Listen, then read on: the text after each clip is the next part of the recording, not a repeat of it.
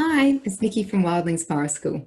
A couple of weeks ago, we had the absolute pleasure of interviewing one of Australia's favourite authors, John Marsden. Now, John rose to fame with his series, Tomorrow When the War Began, and today we'll be chatting to him about his most recent work, The Art of Growing Up, which has been dubbed a bit of a parenting manifesto. But the book covers everything from what to look for in a school. It chats about the two schools that John has established, Candlebark and Alice Miller School in Victoria, chats about what we as modern day parents sometimes do that can restrict our children from becoming fully functioning adults.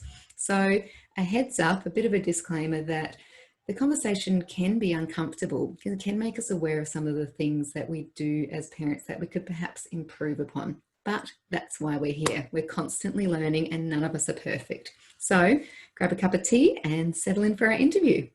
All right. So I'm one of the generation that inhaled your novels, as I'm sure just about everyone that interviews you now is.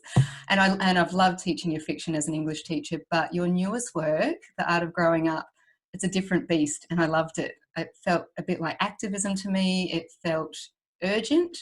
Can you tell us a little bit about why you think Australian parents need to hear some of what you've got to say in this work? Well, it comes from, 40 years of teaching. And in that time, you do have a lot of experiences and a lot of interactions. And you soon work out what's effective and what isn't effective and what's working and what isn't working. And basically what's good and what's bad, to use old-fashioned words. Yeah. And it did baffle me as to how schools could not notice that the same practices year after year after year resulted in alienation, in disappointment, in anger, and in despair sometimes. And there seemed to be a lack of any real creative, strategic attempts to change things that weren't working, to fix things that were wrong. And as I went around schools later as a writer in residence, and I went to somewhere around 3,000 schools, close to 3,000 schools, mostly in Australia, but overseas as well. And it was a lot. That's a lot. I worked hard, and sometimes I'd only be in a school for half a day, but sometimes I'd be there for, I think 6 weeks was quite a common long period in a school. And in all that time, out of nearly 3,000 schools, I'd say that I saw, gosh, a dozen that were wonderful, brilliant, stunningly successful. Perhaps 300 to 600 that were awful, that were grim, dismal, dreadful places. And the rest, I'd say, were mediocre. They were kind of, not too bad. They were tolerable, but there was not much there that was really inspiring and invigorating and energizing and engaging. And I just got more and more mystified by how it was that these numbers broke down the way they did. Because they're not very good stats, are they? Not at all, but I think they're realistic. I don't think I'm being subjective or biased in what I'm saying. But it seemed to me that if you took all the things that you saw that worked and put them into one school, and you didn't use any of the things that didn't work in that school, you might have a pretty good school. And so that's what I set out to do. Ultimately, I put my money where my mouth was. I was actually writing an article for the Age newspaper in Melbourne. It's called The Perfect School or something. They want a long article, and they were paying $1 a word. And padding it out. Oh yeah, I got about 2/3 of the way through and thought, gee, what am I going to say next? And I wrote a sentence which was, next year I'm starting my own school. And I looked at it and thought, am I going to let this go through or not? Because sure, I'm going to earn $6 or $8 from that sentence. But I'm going to condemn myself to a pretty tough period of time ahead. And if it doesn't come off, then I'll look stupid. So I sat there for quite a while, and I was aware that I was aging, and, as we all are. And I thought, if I don't do it now, I'll never do it. And I'll get to 65, 70, and I'll really regret that I didn't do it. I'll look back with great disappointment. And I thought, Margaret, I've got to do it. And so I let the sentence stand, and I continued the article describing what kind of school I wanted to launch. And from then on, I was committed. Once that was in print, then I was locked in. So how long did it take from publishing that article to having Candlebark up and running? About a year, roughly. So not that long. No, that's not long in starting a school. The people I know in Queensland that are in the thick of it right now, they're at year 2 and they are still a long way to go. But one of the things that influenced me strongly was a writing conference or a writers' festival organised by Agnes Nieuwenhausen, who was a well-known Melbourne reviewer. And I went to her during the conference, which ran for like 3 days, and she had writers from overseas who had been flown in for this. And I said to her, who was on your committee? And she looked at me with some contempt and said, I don't do committees. And I said, what do you mean? And she said, I did it myself. And I was just completely gobsmacked. Nice. But she said, you know, if you do it yourself, you do it faster and you do it just as efficiently or inefficiently as a committee.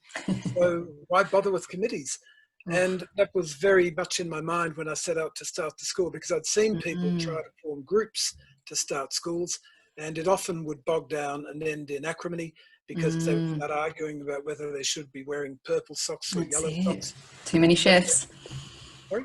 Too many chefs. Yeah. They'd argue about whether they should be teaching Spanish or Indonesian, or whether they should have sport on Tuesdays or Thursdays or not at all. And they would just end up going nowhere. And I think one of the things I've learned in life is that committees generally come up with mediocrity because they try to achieve consensus, and to do that they compromise.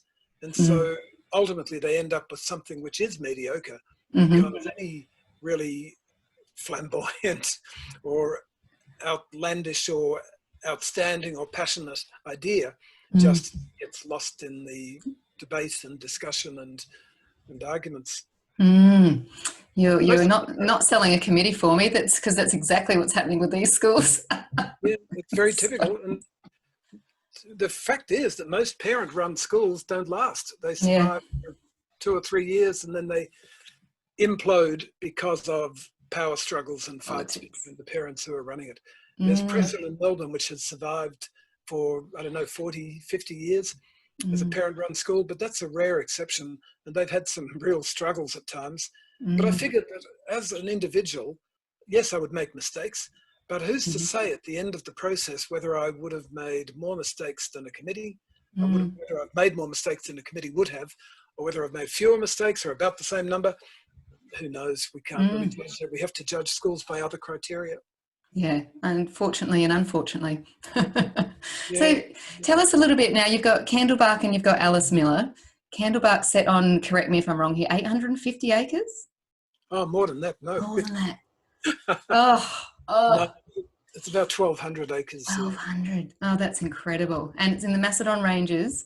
Tell us about the importance of the setting in regards to your educational philosophies and how Candlebark and Alice Miller are different to traditional schools.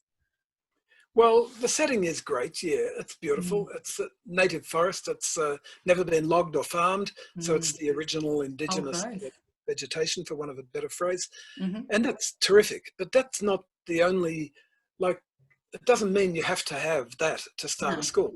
You can start a school in a city. You can start a great school anywhere. You can do it in a barn or a garage or a shed, although the government might have something to say about that. But as long as you give children the opportunity to engage with the natural world, it won't always be under optimal circumstances. So it might be that you're in a park down the road every day for a couple of hours or an hour or so. It might be that you're going to camp on a farm out of the city area from time to time. But it certainly is nice for us to have this daily interaction with the environment. And I suppose one of the things that it does, that you do notice when you drive into the school, is the kids roam quite widely, and they are adventurous and they are creative and they are playful. And wisely, as it said, that play is children's work, because they do take it very seriously and they engage with it with absolute commitment. And that may include quarrels from time to time, sure, but so much of it is flexibility, creativity, imagination, and improvising to match the circumstances and the conditions. So if someone is, scared of spiders, then they'll move the whole side of the area where they're playing to somewhere else. Or if someone is feeling cold, then they'll stop the game for 5 minutes while that person races off and gets a jumper. So they have this kind of adaptability, And as soon as an adult comes into the picture and starts regulating the play and controlling it and laying down the rules and the conditions and the limits, then all of that is lost. You have a very artificial and I think a very unhelpful situation. We see it all the time with it's stick play. So we allow stick play in our programs, but as soon as an adult steps into stick play, no good. Yeah, yeah. And kids get occasional grazes on the knuckles or a poke in the shoulder or something, but they all survive it. We've never had any serious injury in 15 years.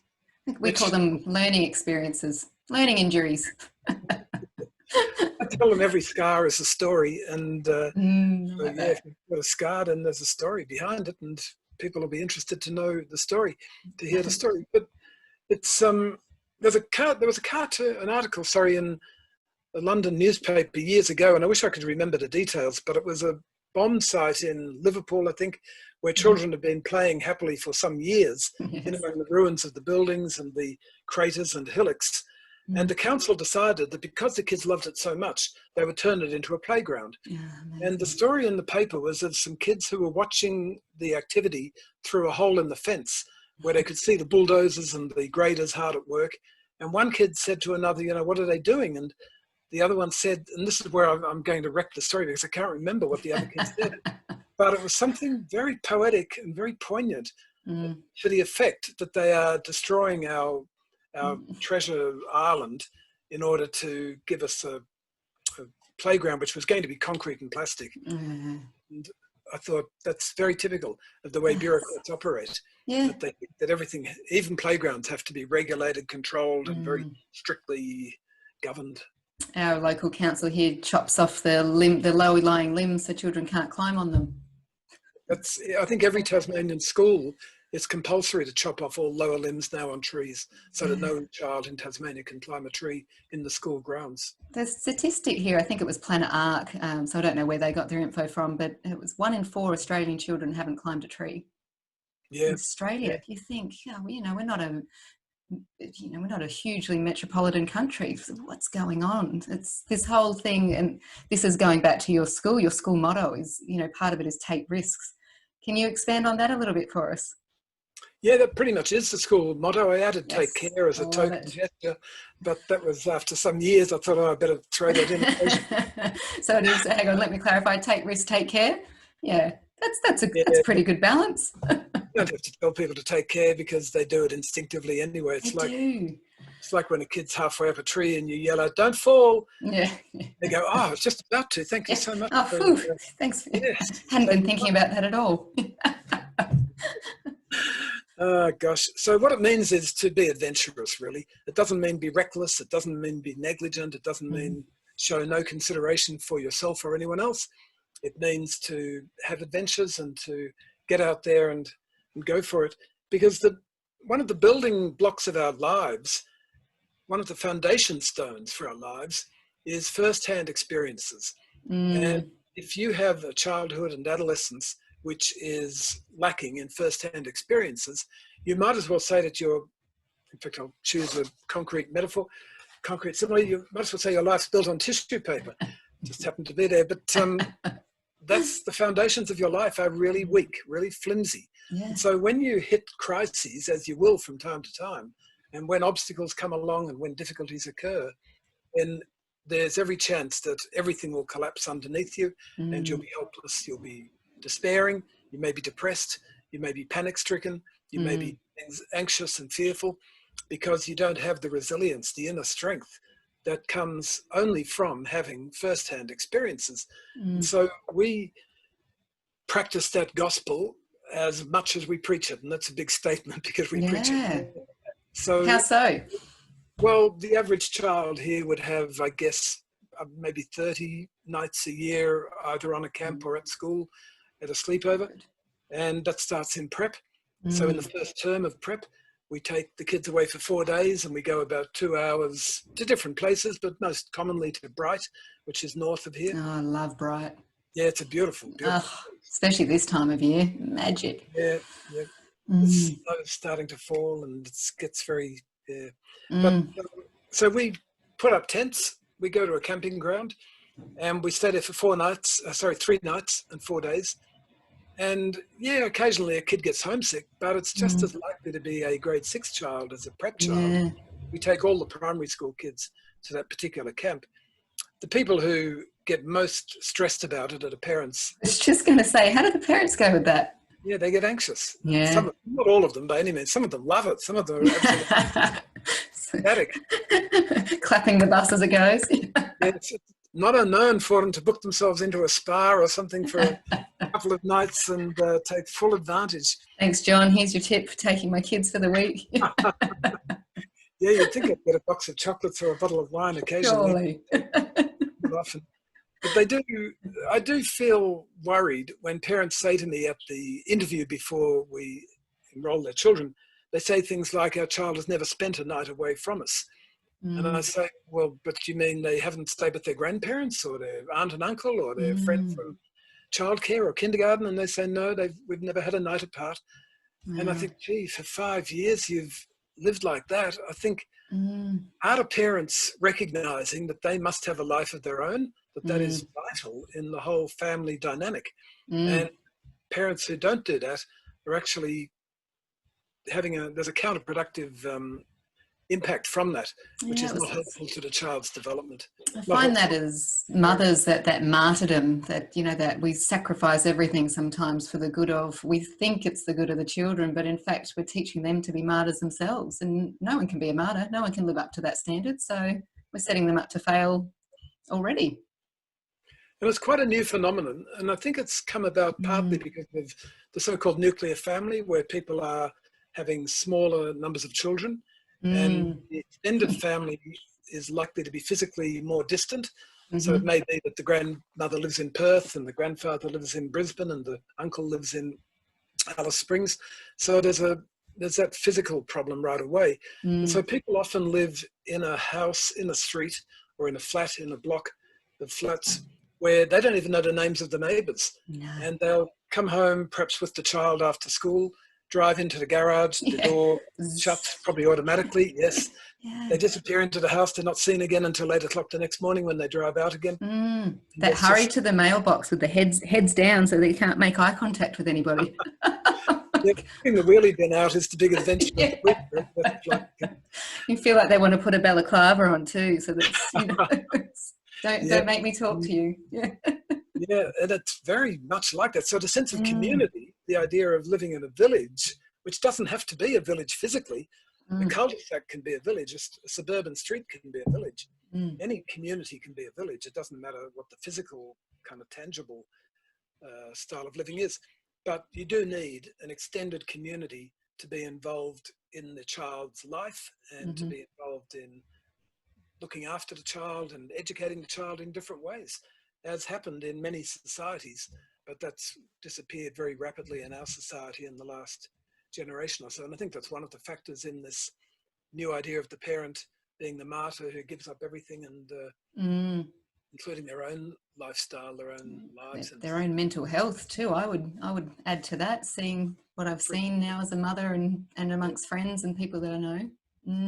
We speaking of that community, we try to host a neighbourhood party here in our street. We're on a dirt road and a cul-de-sac, so there's not a lot of us, but the questions I got, why would you do that? Why would you put yourself at risk like that? Risk of what? The crazy people won't come. You know, they'll think I'm crazy, so they won't come. It's, you know, you only get the people that are really sociable and able to mingle in social circles anyway, realistically. Yeah, and one of the toxic things that's happened in the last generation is this idea of the monster who's stalking the streets, the depraved beast who's going to snatch any child who they can see, where the stats tell us that that's a highly unlikely event. It does happen occasionally, and it's a tragedy when it does happen. There's no question about that, but it's so rare that it's not something we can sensibly protect against. No. We recognise that it's rarer than lightning strikes and other unusual phenomena. That's right. We can't let it govern our lives and control us. I know, we're afraid of the big white van when we should really be afraid of what's in our house in regards to sexual assaults and whatnot. Absolutely, that's what the stats tell us time and time again. We live in a country town in a pretty quiet street, And with 6 boys in the house, we go out and play cricket in the street quite often. And a Mm-hmm. couple of the neighbours' kids drift in, and we end up with maybe 10 or 12 kids playing cricket. And what does interest me is the response of drivers as they come down the street. And I'd say about 1 in 3, or maybe 1 in 4 on a good day, will either abuse us or frown at us and look very angry. And when I say abuse, I'm using the word loosely, because they might say, you shouldn't be on the road, it's dangerous. So that's not abuse, but it's still a very negative and completely ridiculous. Yeah, how old are your boys? Oh, well, we've been doing this for a long time. So we started when they were, I suppose the youngest one would have been 5 or 6, the oldest one 16. But you can see cars coming for like 400 meters away. So we always say, a car coming, and everyone gets off the road, and we use the wheelie bins for wickets, so they get off the roads and the car goes through. We have one lady who abused us regularly, and I noticed one day as she drove on, she chucked a cigarette butt out the window, and I thought, well, not very well for her to take the righteous position of abusing us for playing cricket in the street, but gee, rather play cricket in the street than chuck cigarette butts around. But anyway, to get back to what we were saying, sorry, as well as the camps, we have sleepovers at school all the time, which might be for the whole of the grade 3 or the whole of the year 10s. It might be for kids who want to have a night of reading, so it's open to anyone, and we might get 30 kids who bring their favourite book in and just lie around and sit around reading until we finally insist that the lights have to go out. Is that dawn usually? Exactly. To get them to bed, my God. Well, we let them read in bed for a while, and then we turn the lights out. But, and we have other ones which are like for a bushwalk, or it might be where they play Murder in the Dark or Spotlight, or a game that we invented called Bunkhouse Breakout. And they're just crazy games where people scream and chase each other and tag each other and so on. That's just for fun. So sometimes they're educational. We might have one for a year 12 philosophy class, where they catch up with some work they've missed, or they do a bit of extra learning. So they can be quite serious, but they can be anything and everything. And we actually pay the staff quite a generous amount of money to have overnight stays. So they get $200 a night for any overnight thing that they have at the school. Can I just say thank you as a teacher for actually valuing teachers' time outside of school hours? Well, we didn't do it for some years, and then it just struck me one day that, gee, we ought to recognise that people are giving up lots of other activities to do these things. And it didn't mean that we got more people doing them, but it just was a way of acknowledging that they do them. So, and we have bike camps, we have hikes, we have ski trips, we have canoe trips, and we organise them all ourselves, so it's not expensive. We're thrifty in the way we do them. We don't hire a travel agency or anything like that. And we do use tents a lot. And if we go skiing, it's more likely to be cross-country skiing, which is much cheaper than downhill skiing. Not a lot of either in Queensland, of course. Water skiing. I have to say it's all part of that strong belief that first-hand experiences are essential, that they will build up resilience and inner strength and strength of character by doing those things.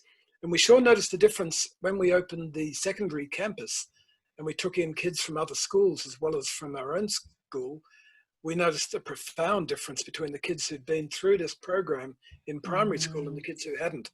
And the kids who hadn't were quite likely to lock themselves in the toilet and call their mother on their mobile phones if they'd lost their textbook. Whereas the been through Candlebark would just go and say to someone, anyone seen my science book? Or they'd ask a teacher, can I just have a look in the classroom, see if I've left my book there? And they just coped, they managed. So interesting. What would you say if you could change, and I'm sure you've got a list of about 1,000 things. If you could change one thing, let's give you 3, what would you change about the traditional school system? You need people with life experience. You need people who've got a sense of perspective and a sense of proportion. You need people who don't crumble too easily. And you need people who have a range of interests, and preferably passionate interests in something. I don't care what it is. It could be the Collingwood Football Club, God help us. Or it could be... God, come on now. Well, Steady. I'll even go that far. It could be in hiking. It could be in stamp collecting. It could be in operas. I don't mind, as long as they have interests in life that are beyond the school walls. So that's one thing I'd do. The second thing would be to provide space for young people, because I think of all the countries in the world, there is one which has no excuse for not giving people lots of space, and that drives me batty right now. Yep. The So early childcare centres here, I think there's 1 to 7 square metres per child. I'm like, what are they? Free-range chickens? Look how much space we've got. Yeah, you walk into them and even the smell is kind of overpowering, because everything's so cloistered and so claustrophobic.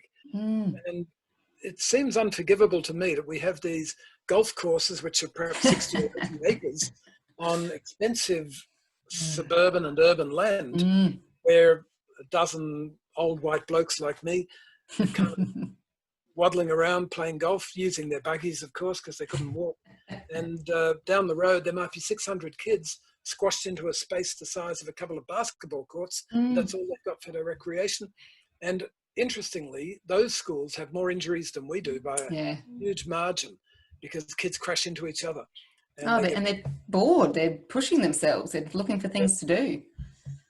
But now schools try to counter that by introducing rules like no climbing trees, no touching, no picking up sticks. If you pick up a twig, you're in big trouble. No running.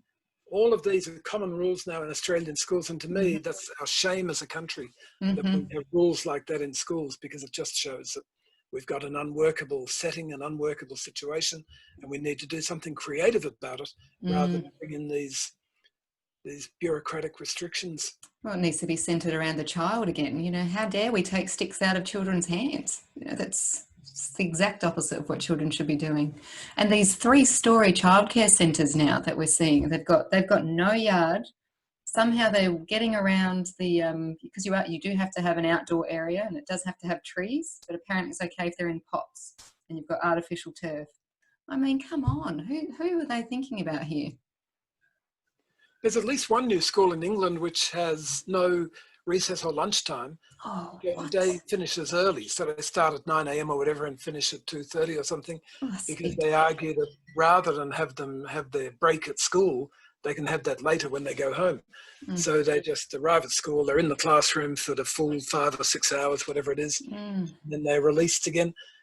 And I think, again, that's a incredibly negative solution to a problem. It's not a solution to a problem. No. It's an incredibly negative way of dealing with a problem, rather than coming up with creative and solutions, and not just creative solutions, but solutions that are helpful, solutions that will actually aid the healthy growth of young people. Because what I care about is, for example, the fact that our jails are so full of damaged people. And I know from doing workshops in lots of prisons that no matter what horrific crimes people commit, and no matter how much they need to be kept in a secure place where they can't repeat those crimes, those places can still be places that are caring and which show some real determination to help people who have been damaged through no fault of their own in their childhood and adolescence. Because healthy, well-balanced, emotionally well people do not commit serious crimes. They don't commit too many crimes at all. They might talk on the phone as they're driving, which is not good, but it's they don't commit armed robberies or rapes. That's that old saying, hurt people, isn't it? And this really resonated with me in The Art of Growing Up, was the whole, you know, it comes down to parenting. You've picked a good topic to ruffle feathers, and I mean that in the best way. And thank you for your work in doing this, because we tiptoe around parents. But really, you know, parents are the people that raise the children, so who else is to blame? Yeah, there's an attitude in Western society which is similar to the attitude that men have held towards women in so many cultures for so many thousands of years, which is that women are the possession of the men. They are owned by the men. And we are working on that, and we're making some progress, but we still have that attitude towards children, that we own the children. They're our property, and we can mold them and shape them in any way we want. So if we want to have them believe in some peculiar religion, which, I don't know, worships avocados or something, and which tasty at least. Yeah, fair enough. or Collingwood Expensive supporters. religion. Yeah, true. But yeah, we feel that that's the right of the parents, that they can do that. Not only that, we feel that the children can be kept in ignorance if the parents insist on it. So if the school wants to run a course in cyber education, the use of computers and technology, or if they want to run a course in sex education or drug education or in suicide prevention, and if parents object, then parents are generally given the right to withdraw their children from the courses, which means the children are kept in ignorance because the parents, believing that they own the children and have the right to determine what goes into their heads, is we feel that that right is paramount. But it's not. The children have rights too, and they have the right to be made aware and to be educated and to be taught and to acquire knowledge and even understanding and insight. And a full education. And again, I think that's the whole censoring of books. And again, I've come across that as an English teacher where parents have definitely withdrawn their students because of the novels that we've chosen. But, not sure how they think they're protecting them. They're going to have these gaps in their education that are going to leave them wholly open to really serious damage. Yeah, and they might keep doing that until the person's 18. Yeah. And at some point, what? Well, yes, that's right. At some point, they must imagine that there's some miraculous, evolution into a fully formed adult who can cope with adult life. And I don't know how they imagine you can go from living in a bubble or from being wrapped tightly in doonas for 18 years and then survive in the adult world, which is a complex one and a challenging one, of course, but also a richly rewarding one if you can approach it with a reasonably intact emotional being, emotional self. That brings me to another point that I loved in The Art of Growing Up. Teenagers, they get I'm just going to say a shit rap. They get a horrific rap. And I love them. I love teenagers. I love their honesty. I love their, uncoordination and gangliness. And I love that they're curious still. They're still curious, but they hold us accountable. That's what I love about them. So, but we've got a lot of teenagers now saying that they don't want to grow up. I don't want to become an adult. It's scary out there and I just want to stay a child. And that's the worst kind of man I've ever met is a man that's never grown up. How can we go about making adulthood more appealing for these teenagers coming through? Yeah, we give it a very bad press ourselves. We're coming home and complaining all night about how awful our day has been. And so by the time we finish complaining about the tax assessment and our colleagues at work and about the customers at work and about the public transport system and about the weather and the fact that we're not earning a big enough salary, then I think kids hearing that day after day, year after year, probably do form a pretty negative impression of what adult life is like. And they think of it as a bit of a nightmare. It's just something that's full of privation, full of suffering, full of anxiety. And so it does make it a less appealing prospect for them. And certainly, I know teachers do the same thing with teaching.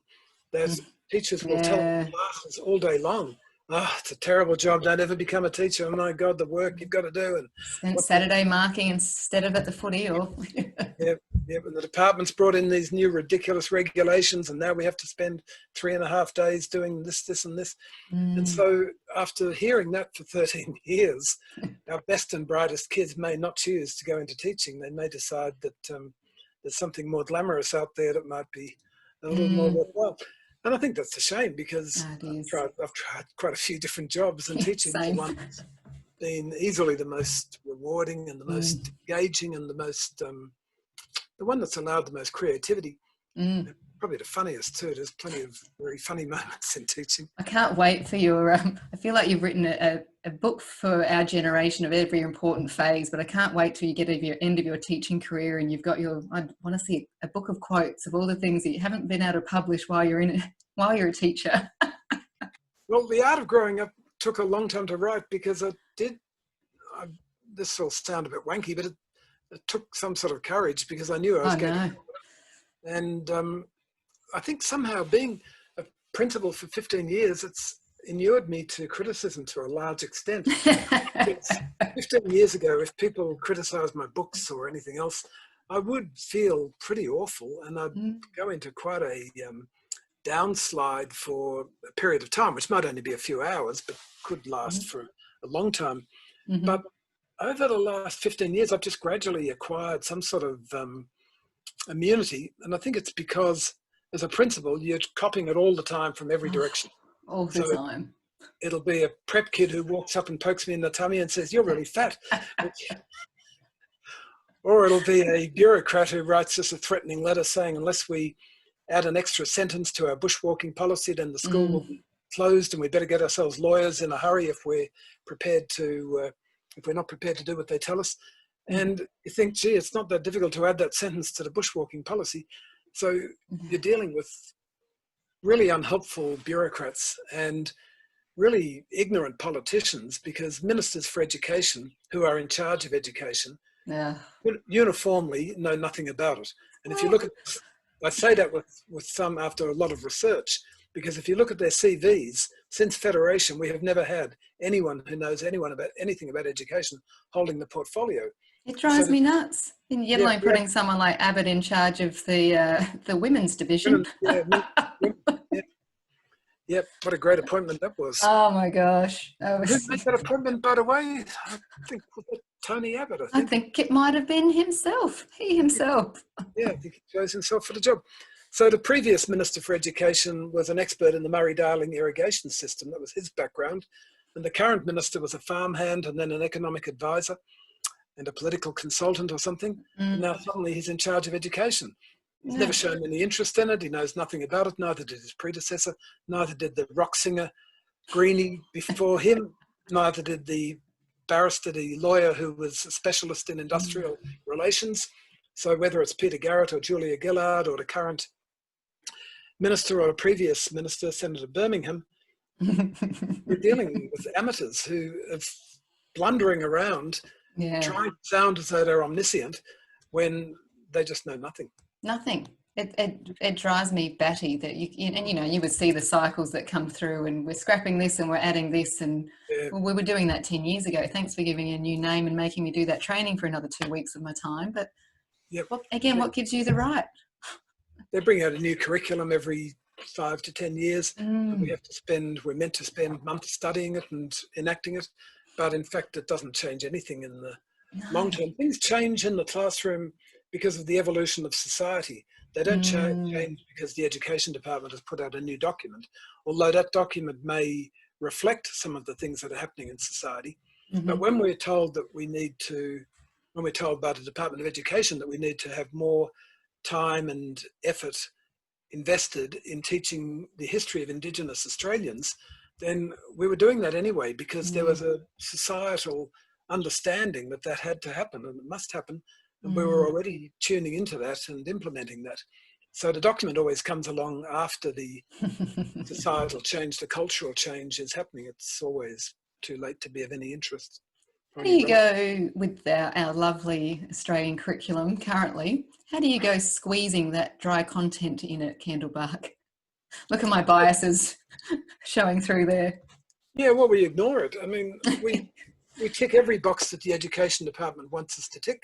And I can knock off a policy document now in 10 to 30 minutes, I suppose. Nice. And they get filed, they get sent to the department, they get posted on the website, they get filed. No one ever looks at it again. Yeah, it's such a waste of teachers' time, isn't it? Completely. Yep. It's like writing reports, also a waste of teachers' time. They're computer generated, so there's no author. In reports, there's no sense of an author, a real person, a human being having written the report. And the parents who care about their children already know what's happening at school with them. And the parents who don't care aren't going to read the reports anyway. So no, you can't get them to a parent-teacher interview, can you? No, it's another meaningless exercise. Isn't it? Anyway, yeah. You did ask me some time back for 3 things that I would change. And the third thing would be something I've already talked about, which is to reintroduce first-hand experiences.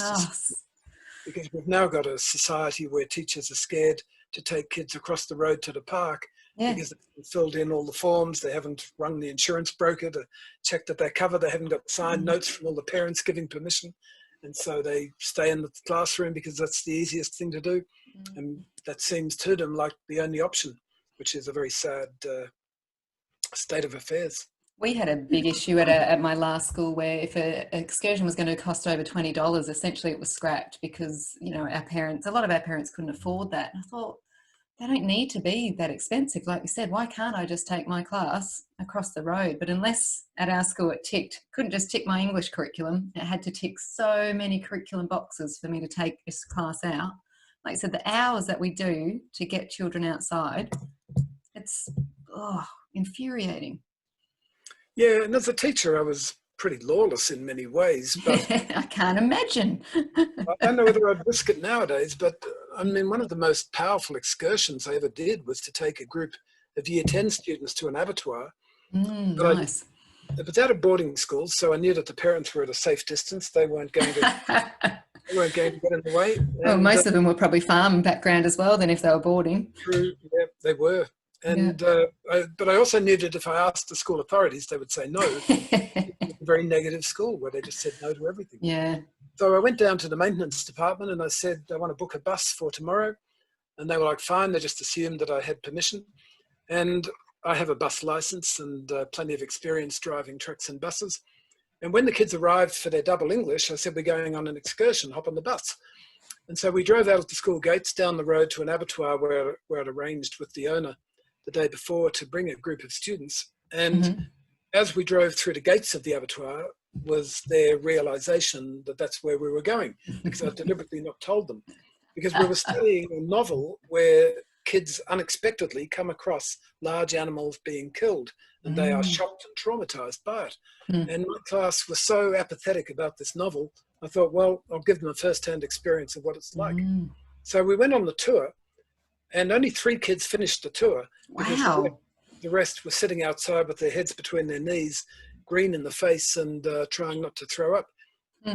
3 of them became vegetarians. I was just going to ask what the ratio was that you turned veggie in that trip. Yeah, it was so, I don't know whether I'd do it again, because I was a bit horrified by the extent of their reactions.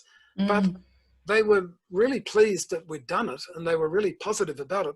But on the way back to school, I said to them, I'd be grateful if you didn't mention this to the senior teachers at the school. I said, by all means, talk to your parents about it, that's fine. But it would be nice if you didn't mention it to any of the administrators, because they didn't actually know that we were doing it. And I don't think anyone ever did. No one ever mentioned it to me. There was never any comeback from the administration. So it's so important for kids to know where their food comes from. And if you can't face an abattoir, you shouldn't be eating meat, frankly. That's right. Yeah. Process that they go through to get that meat to the table. And need to see it and smell it and hear it. They do. It's just because it's nicely packaged here. I mean, saying that, I know people that can't open a package of meat. So to me, I think if you can't even open the package of meat, go eat a carrot. Yeah. Can you tell I was raised on a sheep farm, John? I've been living in the country a lot. When you mentioned before to kids who'd never been, what was the example you gave? Climbing trees, was that one? Yeah.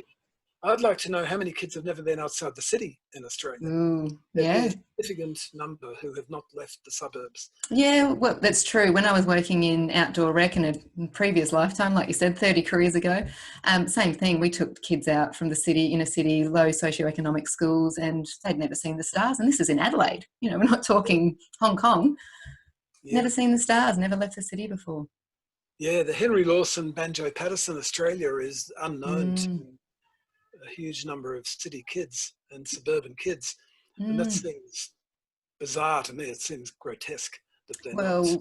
I've been really shocked in our work at Wildlings at the amount of children that have never, and this is from their mouths, and look, I know children lie and I know children tell great stories too. So, but that, you know, they've never felt mud before and we're worried that it wouldn't wash off. That's come out of a year 2 child's mouth. They've never been into a forest. I said, what do you mean you've never been into a forest? He said, I've never been and stood in amongst trees this big anywhere in my life before.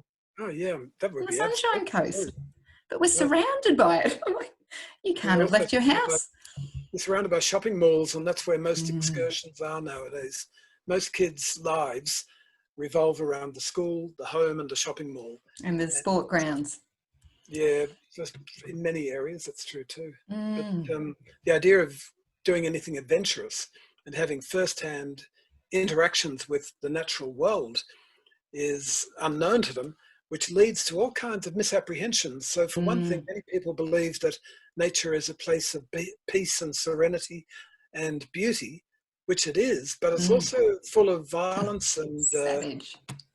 Savagery. And when you see birds eating insects or insects eating each other or animals eating birds, then you realize that there's a dark, what we would term a dark side to it. But that's the natural world. That's the way it is. And so we shouldn't be making value judgments about it. No, let's talk about that, the dark and the light and the sweet and innocent. In The Art of Growing Up, you talk about how children are not sweet and innocent. Well, you know, they can be, but they're not all sweet and innocent, and how we idealise and sexualise children as well. Can you talk about that for us a bit? Because I think this is really important. Yeah, we have this, I could talk for a long time about this, but we have this desire to find a world which is pristine, which is perfect, which is serene, which is beautiful and sweet. And we look for it anywhere and everywhere. And some people look for it in revivalist Christian movements, and some look for it in Buddhist temples or monasteries. Some look for it in courses they might do at Byron Bay or somewhere. Some look for it in John Kennedy's White House back in the early 60s. And many people look for it in the world of nature, as I was saying, but also many people look for it in the world of childhood. So they construct this artificial understanding of childhood that children are sweet, gorgeous, innocent, cute, etc., etc., etc., ignoring the fact that just like adults, children will have times when they are cruel, greedy, selfish, dishonest, and they will also have times when they are kind, generous, loving, caring, and hard-working too.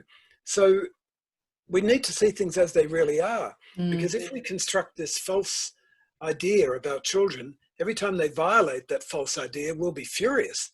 So if a child swears, I still feel uncomfortable when a child swears, but I know that's not logical, because there's really nothing worse with an 8-year-old swearing than with an 18-year-old swearing. It's just that the 8-year-old is violating my idea of what a child should know about, what they should have learned in their lives.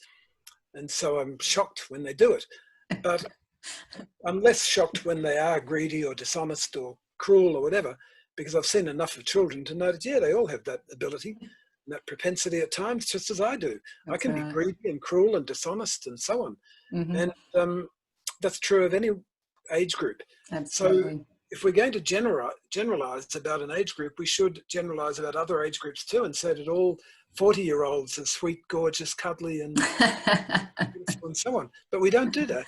It's reserved exclusively for children, which leads to a second problem, which is that when you reach the end of childhood, you've got to go down. There's no improvement on being sweet, gorgeous, and cuddly and cute and everything else.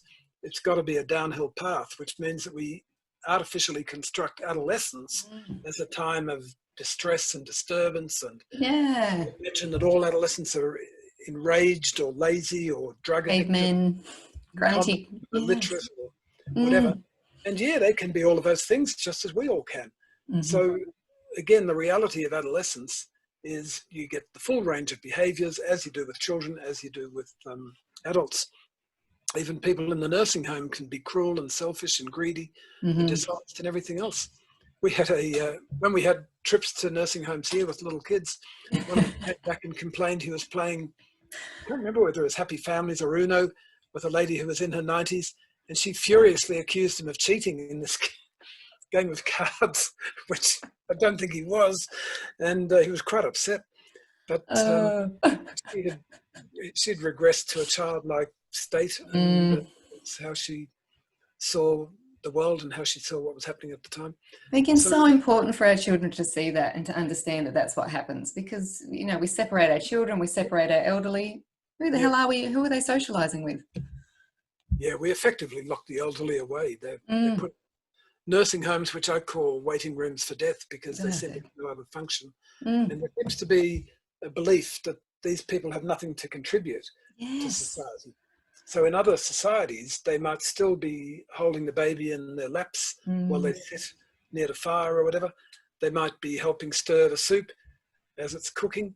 So they still have functions, they still have roles, they still have an important place to play, even though it might be less dramatic or spectacular than when they were middle-aged or younger. But we don't seem to have any role for many old people, and we consign them to an awful fate because of that. Particularly now too. Can you imagine being in there now, not having visitors? It's awful. It's imprisonment.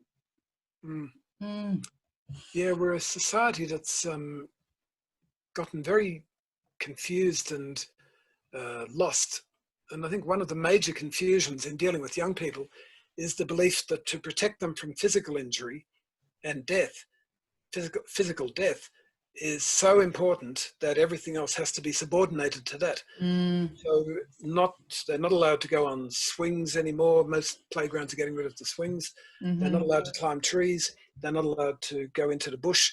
They're not allowed because they might get bitten by a snake or a tree might fall on them. They're not allowed to go out in the rain because they might get, I don't know, pneumonia or something. At our school, we ignore the weather, and the kids ignore it too. They don't care whether it's raining, don't care at all, snowing or sunny. They just play regardless, and we have lots of towels, old towels, that they can dry off with if they need to. And some of them have a change of clothes. If they want to bring them to school, they can use those. But honestly, the kids don't care what the weather's like.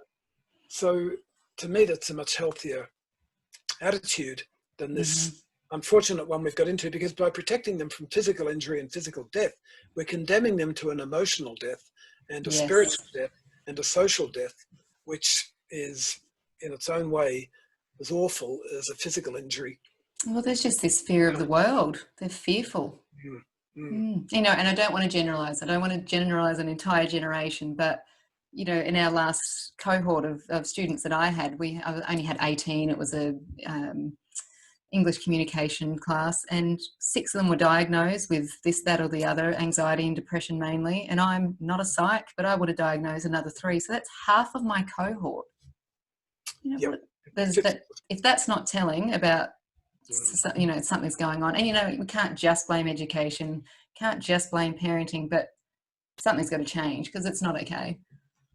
I use the word pandemic to describe anxiety among young people, and it has just blasted across the face of the Western world in the last generation. So we had this era where eating disorders were almost the main manifestation of depression, and then we had self-harming, and now we have panic attacks. And the numbers have grown to such an extent that, like you've just described, we're seeing those kinds of numbers among the older kids who we admit to the school in year 7 or 10 or 12 or whatever. They're so ridden with these disorders that they're unable to function. They literally stay at home, many of them. It's very hard to get them out of the house to go to school. And many of them are getting psychological care, but often that's in short supply. It is. And often the people who practice it are not people who I really have any confidence in, because some of them are not really good at what they're doing, which makes it very difficult to recommend psychologists or psychiatrists or counsellors. Yeah, and it's unaffordable for a lot of families. Once that mental health plan runs out, it's unaffordable to keep that up. So we pay the fees for some kids. I use a tissue that I threw away a minute ago and clean my glasses. I took mine off. I couldn't see through them. They were so bad. So let's talk about that. I loved this, really resonated again as well. And I think, and I'm not sure why, perhaps because we've all been there at some point, perhaps because even as a teacher, you know, we see it happen quite regularly. But talk about the concept of teenagers having to metaphorically kill their parents. Yeah, it's something I became aware of teaching boys in secondary school. That time and time again, they would tell me a story about something that had happened. And I started to think, I've heard this story 12 times in the last 16 weeks. But the details would vary. So it might be that there was one story that a woman told me how her son and husband had been playing tennis on the tennis court at the back of the house. And after an hour or so, she saw a tennis racket come flying through the air and land in the bushes. And then a minute later, her husband came storming through the house and raged down the corridor and into the bedroom, slamming the door. And then her son came in looking upset, and she said, "What's wrong? What happened?" And he said, "I beat him. And it was the first time he'd ever beaten his father at tennis, and the father had a tantrum. Wow. And then another boy told me how he was racing his father along the beach somewhere on a tropical island in Queensland, and he said, I started to hear this panting and puffing behind me, and I looked around and I realized my father was falling back, and he was red-faced and he couldn't keep up. And I thought, my God, I'm going to beat him. And I said, what happened? And he said, I beat him, and he was furious, and he hardly spoke to me for 2 days afterwards. And another boy was listening to this, and he joined in, and he said, yeah, I was playing my father at tennis again during the holidays, and suddenly I was leading 5-1, 40-15. I thought, my God, I'm going to beat him. And I said, what happened? He said, I double faulted, lost that point, lost the next 4 points, whatever, 3 points, lost the next 6 games, lost the match. And I thought, wow, what an interesting contrast between the two reactions. And this was all in the space of 3 minutes. I heard these two stories, and I thought, one boy is more likely to go on and have a successful adult life, because when the time came to get out from under the shadow of the parent, he had the courage to do it. But the other one collapsed and couldn't do it, which means that he's likely to be overshadowed forever. And since I started noticing this, I've been asking men, you know, did you ever beat your father at anything? And wow, the stories they tell. They nearly all seem to have a story of how they either failed or succeeded when that moment came. And you read autobiographies like memoirs of, particularly some of the British memoirs of men who were growing up and were watching their father beat up their mother every week or so. And eventually the time came when the son steps in between the father and mother and says, father, no more, that's got to stop. And at that point, the father will either collapse in a rage, or he'll go down the pub and have more drinks, or he'll beat up the son. And what happens at that critical moment, I think, is absolutely crucial to the future of the relationship and the future of that young man. So they're just a few examples. I think with mothers and daughters, it's more complicated, and with fathers and daughters and mothers and sons. But certainly with fathers and sons, I think there is quite a easily readable, tangible, discernible time when they do have to have this standoff. And it can be very amicable. With a good father, it can be done graciously and generously and warmly, where the father might say, good on you, you beat me at last. I knew you would one day, and that's really well done. Congratulations. It wasn't so hard, was it? Not for some people, but for many men, they have a tantrum. And, because I think their own mortality starts to become more tangible for them, which is a shock for anyone, of course. Absolutely. I think mine was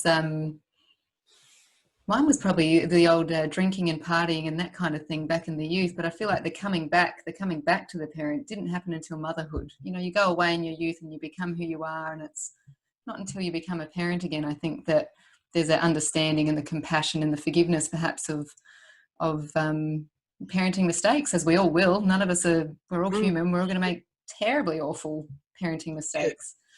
But that compassion to understand that, oh, yeah, now I get it. Now I understand. Yeah, and children are infinitely forgiving as long as they know that you do love them deep down. If they aren't sure about that, then you've got a real problem. But you can be bad-tempered, you can be nasty to them at times and so on, and they'll get over that without any great difficulty.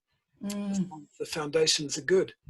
But if the foundations aren't good, then it's a fraught situation. Absolutely. Well, taken up an entire hour of your time here when I was only going to take up half an hour. So I'd love to just thank you for being a voice for children. You know, they too often go unheard, and also for encouraging these uncomfortable conversations that I think we as Australians are really terrible at. So for writing a piece like this and opening up that conversation, I know amongst our Wildlings family, your book has been passed around and around, and it's opened up some really deep and meaningful and wonderful conversations about the way that we parent and the things that we can do to change. So thank you for your bravery in publishing something like this. I can't imagine how it felt to hit the final send button on it. So my husband actually read it. He's an ex-teacher, and he said, you know what I love the most about this? There was a level of I don't give a sh about it, and that this needs to be heard. And I really appreciate that for Australia's children, essentially. Thanks, Nicki. I love what you're doing too. This sounds like a mutual kind of love society, but I've seen the videos of Wildlings and the work you're doing, and I think it's absolutely right. That's just a fantastic concept, and it's being put into practice in a fantastic way. Thank you. I'm lucky to have had the chance to talk to you. Next stage, hopefully a school, hey? That'll be on the cards one day. I shouldn't have said that out loud though either, should I? Look what happens. Go for it. Let's step in now. Thanks so much, John. I really, really appreciate it. I know you must get inundated with these, so thanks from the bottom of our heart from our tiny little business over here up in Queensland. It means a real lot to us. So. Great. Thank you. Thanks, Nicki. See you later. See you later. Thanks so much. Always feels a bit weird hanging up after that. Yeah, that's life, I guess. That's life. If you summed anything up, that's it. See you, John. Thanks, Nicki. Bye. Well, that was our conversation with John Marsden. We hope you enjoyed it as much as we enjoyed speaking with him. And I'm sure, like myself, you'll need some time to ponder the uncomfortable realities of what it means to be parenting during these times. We would love to hear your thoughts about what struck you the most below in the comment section. And don't forget to like and subscribe on our YouTube channel. If you haven't already, you can listen to John and other child development experts on our Raising Wildlings podcast on Google, Spotify, and iTunes. I'll pop the link below. And until then, thanks for watching and stay wild.